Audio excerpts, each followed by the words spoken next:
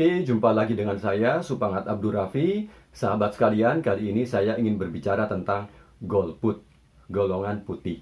Sebenarnya golput ini adalah istilah atau sebutan lain dari abstain, yaitu tidak menentukan pilihan. Nah, mengapa orang ada yang memilih untuk golput? Alasannya adalah biasanya ada dua macam, yaitu yang pertama adalah karena di antara kandidat yang ada, tidak ada yang menarik untuk dipilih. Itu yang pertama. Yang kedua adalah karena orang tidak setuju dengan sistem yang digunakan. Nah, itulah yang menyebabkan orang memilih untuk golput. Nah, yang tidak tepat adalah apabila orang yang golput itu kemudian merasa tidak ikut bertanggung jawab atas apapun yang terjadi akibat dari tindakan golputnya itu. Nah, siapapun yang menang, itu orang-orang golput itu merasa tidak ikut bertanggung jawab. Nah, itulah yang sebenarnya tidak tepat. Saya ambil contoh ini di lingkup yang lebih kecil, yaitu misalnya adalah pemilihan ketua lingkungan. Misalnya di dalam suatu lingkungan diadakan pemilihan ketua dan kandidatnya ada dua orang. Misalnya si A dan si B. Dan ternyata si A dan si B itu dua-duanya punya perangai yang tidak baik misalnya. Sehingga tidak menarik untuk dipilih.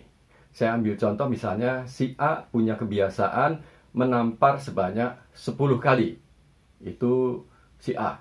Nah, kemudian si B punya kebiasaan menampar sebanyak 11 kali. Nah, jadi kedua-duanya punya kebiasaan yang tidak baik yang menyebabkan orang sebagian memilih untuk golput.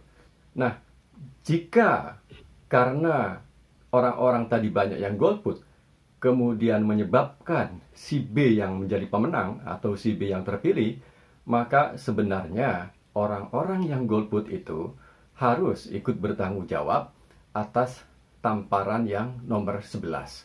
Jadi, karena mereka banyak yang golput, maka menyebabkan si B yang menang. Akibat dari mereka golput itu menyebabkan timbulnya tamparan yang nomor 11. Nah, jadi mereka ikut menanggung dosa atas tamparan yang nomor 11. Mengapa demikian? Karena sesungguhnya mereka punya kesempatan untuk mencegah timbulnya tamparan yang ke-11 tersebut. Tetapi itu tidak mereka lakukan. Itulah sebabnya sangat wajar kalau mereka juga menanggung dosa atas tamparan yang nomor 11. Nah, prinsip tersebut juga berlaku untuk pemilihan di dalam lingkup yang lebih luas.